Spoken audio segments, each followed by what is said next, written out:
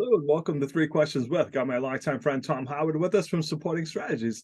Good morning, Tom. Welcome to the show, my friend. Kevin, it's great to be here. Thank you for having me. Always. So, Tom, I want to go in a little different direction today and talk about networking. What I admire about you, Tom, is you do an amazing job connecting people. And it makes you stick out, my friend. It's funny. We laugh about you a lot when I'm talking to people. Tom's a great networker. I hear that. Oh, and I'm like, yeah, he's all right. Chuckle, chuckle. But you really take the approach of matching people. And it's important because a lot of us are guilty of just going trying to get clients and not, it's just whatever type of thing. Where you're really connecting the dots. Like, hey, Kev, you would benefit from meeting this person. And that makes you stand out. It makes people go, hey, you know what? I want to work with Tom too. How did you come up with this strategy? Why do you take this approach besides it's the right thing to do? Well, what I've found over time is I've gotten a lot of positive feedback when I've done that. So as I've grown and built my network, it's just gotten easier because I have all of these people that do all of these different things.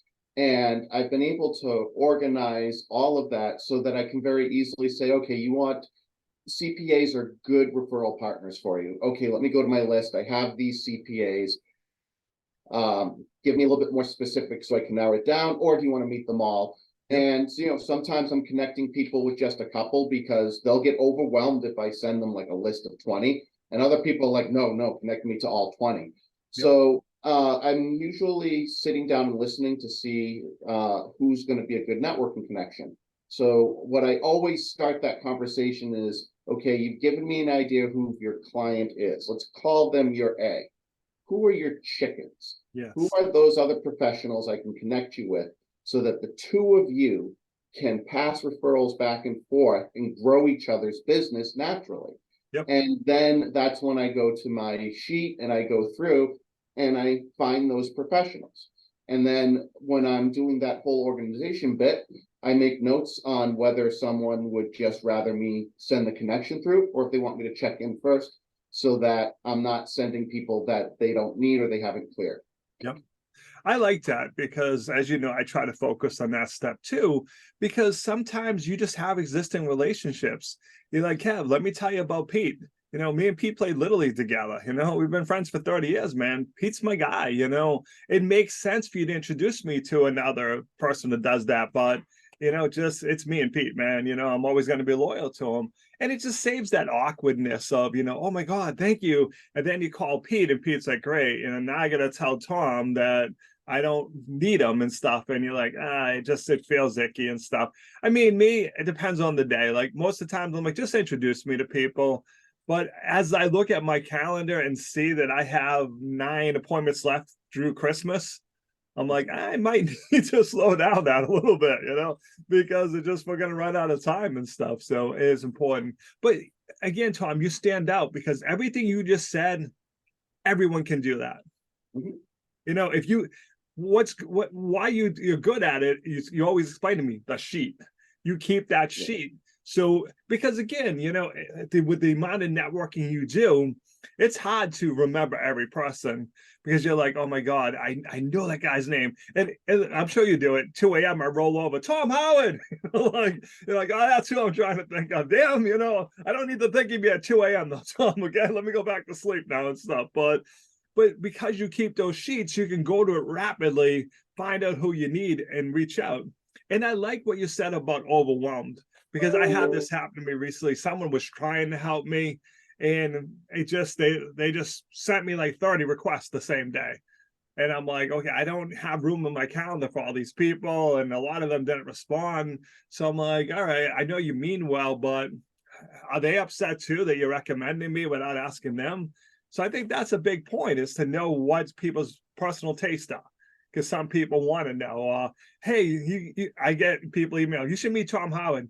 I kind of already know him, but they mean well. So, but if they would have asked you, you're like, oh yeah, we go way back and stuff. So asking people is important is where I'm going with that, right?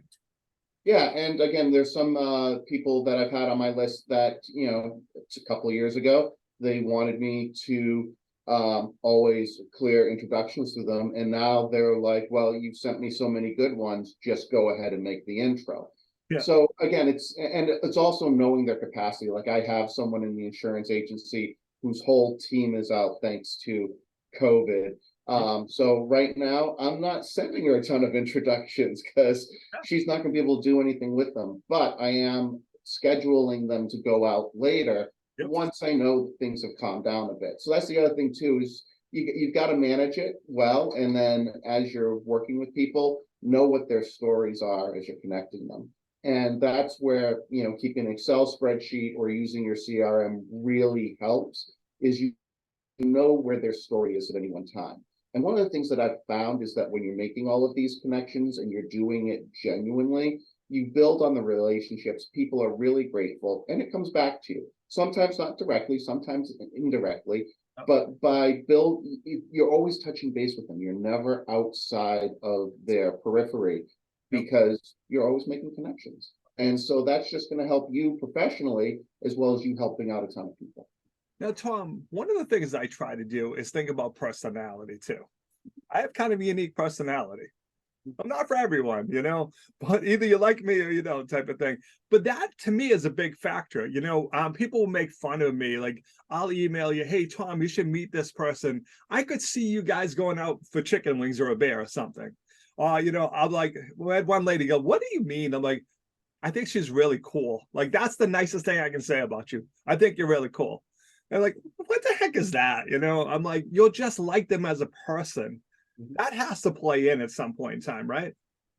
It does, but not as much when you're keeping it professional. As long as you're engaging somebody, and again, if you know that there's a huge personality clash because you've gotten to know this person and this person, yeah, maybe you don't offer to introduce them. But what I've found is, as long as I keep them as professional recommendations on people helping each other professionally, personality conflicts are usually few and far between. Cool. So, Tom, what's the best way for people to reach out to you if they want advice on networking? They could use the sporting strategies team. What's the best way? I would recommend people look me up on LinkedIn. I have all of my contact info there. So rather than someone watching this video and trying to jot it down, just go to my LinkedIn, get my contact information, and shoot me an email. Yep. I'll send you my calendar link. We'll sit down and we'll discuss it, and we'll see how I can help you. Awesome. Tom, I appreciate you taking a few minutes to call the show. And as always, thanks for being my friend. Thank you, sir. Much appreciated.